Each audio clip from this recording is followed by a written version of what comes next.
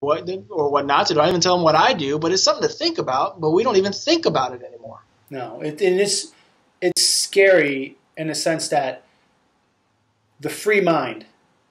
I mean, I say that word, I say that concept, and people that may hear that, what do you mean free mind? What is that? But people, we don't have as many free minds, it's as we used to. And I don't know if it's the media, the culture, the internet. I don't know. But it's like when you talk to people about these things, and of course, these concepts and these ideas, it's like it's radical. But yet, when you step outside of it and start thinking maybe more logically, you start thinking, well, what is the motivation behind this? Things like, for example, here in Europe, Romania is going through a bit of a change through Codex. And people who aren't familiar with Codex, the doctors out there who aren't familiar with Codex, look up Codex, look it up in Europe, and basically they've tried to do it in the States, but it keeps getting blocked in Congress, and it keeps getting blocked in the government. But the point being is that with Codex, they're trying to regulate the use of herbals and natural products. So the pharmaceutical companies come in and say, hold on a second here, you have all these products that are natural based that duplicate what our drugs do. And, well, we got to get those got to be outlawed. They can't be around anymore because we have to provide our patented drugs in order to help people, because we can't have people taking teas and herbal remedies and things that are natural based to help themselves, because it's going to take money out of our pocket. Right. And they hide behind, well, we need to regulate that stuff. I mean, what, are you kidding me? For millions of years, people have used herbal remedies and these products and these things that they found naturally occurring in nature. There's never been a recorded death by taking an herb or a vitamin in the correct dose correctly anywhere in the world. You can't say that about any medication on the market. Not most, any single one. Aspirin alone and non-steroidal anti-inflammatories kill 2,000 kids a year, used perfectly correctly and in indicated times and indicated ways. It does not happen with natural products. It has never happened, and it won't happen because it's not the way it's introduced to the system or the way it's absorbed. It can't happen. And so, I mean, it's a night and day, and they want to regulate natural things because of it, and they're not even self-regulating themselves. It's a very interesting dynamic. We've used to go to DE for years and years together, and they used to have the big sign over there from 1972, the AMA. It said there can never be an ethical relationship between the medical man and the cultist who does not recognize scientific medicine. Right? That's completely flipped, because all the science and medicine shows that it's dangerous, it doesn't work, and that all these other things, including chiropractic, lifestyle changes, nutrition, fitness, and everything we're talking about, works not only better, but with zero side effects, and if any side effects that can be recorded are for positive changes. And so the scientific medicine has shifted, but they won't recognize it themselves. So that means by their own quote, they don't even have an ethical relationship with themselves. And so it's completely on its head. Yeah, I tell you, I mean, amen, brother. I mean, you're so on purpose here, and you're getting me fired up, and I think I'm getting you fired. We're going back. The camera's even cutting out here on my end. So I know we got the woo-woos going. You're back. You're back. Here. So I apologize to my listening audience, but I'll tell you what, the message. The video may not be clear, but the message is loud and clear, Don. I got it through all the way over here on the other side of the world. You know what? I think I can sum it up in 2 words, and that is invincible ignorance. And I'll be honest, it's not my find. I got it from Greg Glassman, the founder of CrossFit, and he's talking about this invincible ignorance of trying to relate to like an orthopedic doctor or a doctor who doesn't get CrossFit, and they're trying to relate to him. Hey, it's okay to squat past parallel if you're doing it properly. Hey, it's okay to do a deadlift if you're doing it properly, and the key being doing it properly. But yet, when you explain to some of these professionals, you explain to them on this level, you talk to them on this level, and it's even within chiropractic we do that, where we explain, and it's like you're talking to a wall. It's invincible ignorance. You're never going to reach them because they will not allow their mind to open up, even a crack, to accept it, even to entertain the idea. And when you take drugs into account and the billions and billions of dollars that this stuff, the industry that it is, and how it affects society, how it affects culture, how it affects the mind. The United States has the most per capita incarcerated people anywhere in the world. You've done traveling throughout the world. I've done traveling throughout the world. You know, I am sad to say that I have traveled to some pretty sketchy places, but I've never felt as fearful as I have in some places that I've been in the United States. They'll remain nameless because I don't want to offend doctors who are practicing there, but there are definitely places that I've been and I don't feel safe. That's an absolute truth. I've traveled to 40 countries on 6 continents. I have 3 kids. Each were born in a different country. I've brought them to schools and things around. They've traveled to 8 countries on 3 continents themselves. We've lived there. I've never felt in danger. Third world, gone out into rural, you name it, never felt in danger, and by them or the system or the environment.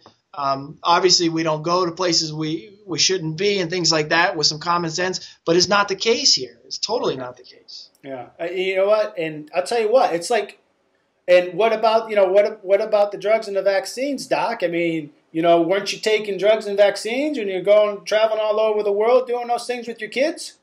Never. Not one vaccine has ever entered my body, has not entered one of my 3 children's, will not. They were all born in different countries, but they're all born at home.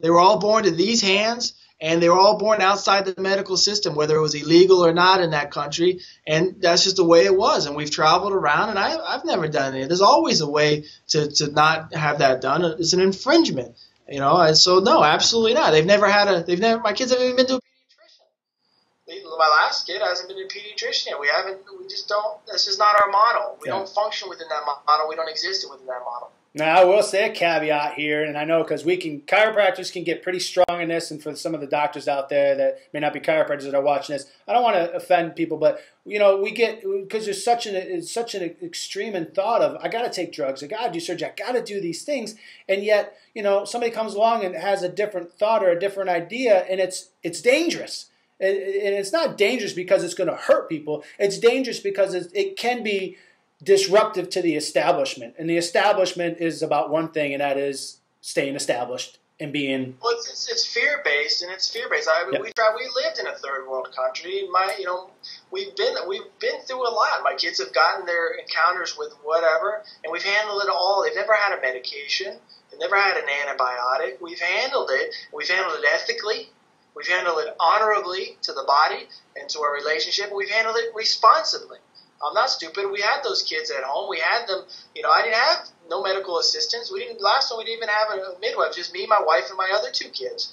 And so, but I knew where the hospital was. I knew what's going on. We did our research. We did our homework. Right. This is not about being irresponsible. It's about making a very educated choice. Yep. And I'm glad you were bringing up the models of the conflict within CrossFit and other models of people not thinking it works. But it's about doing it properly, because it makes me feel better that chiropractic gets a lot of that, and it's the same thing. It's about doing it properly when it's indicated, just like it is about nutrition. You meet with nutritionists, and I get people eating, what people consider high-calorie diets, but they lose weight. I help their fat intake, but they lose weight. They get healthy. And the fundamental for all of our programs, we have lots of them, from losing weight to restoring health to getting off meds to pain management to whatever you want. It's all 95% the same thing. It's getting healthy. You want to do any of those things, you got to get healthy first. You want to lose weight? You don't lose weight to get healthy. You need to get healthy to lose weight. Yeah. You want to get out of pain? You got to get your body healthy and get that balance back, and the pain will go away. Every approach we got comes from the same thing. And the CrossFit technologies, the CrossFit concepts, and spirit is within all of it. It doesn't matter who it is. Yeah. And I think it's that's one of the big reasons I wanted to talk to you and share this with everybody, is because there is a lot of commonality. And my hope is that this message does reach some more chiropractors, and they at least look at it. Hey, you know what? Go to a CrossFit gym. Give it a try. Give it a taste. Forget what people are saying about being down on it. It's just go give it a try and judge for yourself. And there's chiropractors maligning CrossFit. It's like, and what that tells me is 2 things. One is they've either done it and done it incorrectly, or 2, they feel threatened by it. And that's just, sorry, but that's just the way it is. If you feel threatened, that's their issue. It's not CrossFit. So, hey, you know what? We can keep going on with this, but I want to thank you, Dr. Don Clum, my brother Don. Hey, any last messages for my audience here? Anything that you want to tell people? Any practitioners out there, and you're thinking about your practice, think about your life.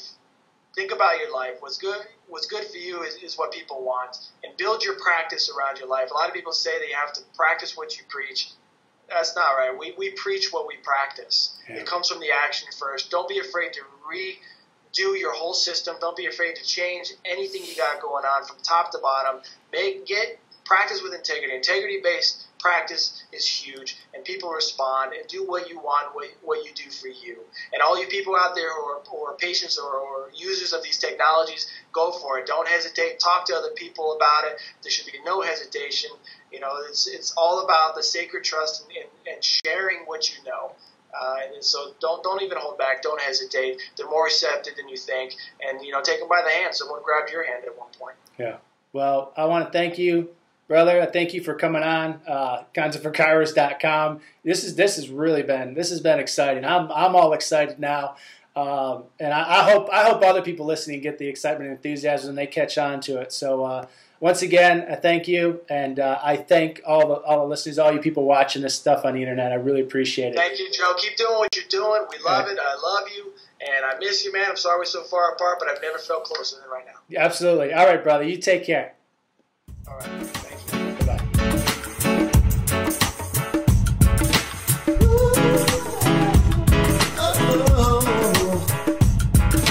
We the people have come to wave our flag.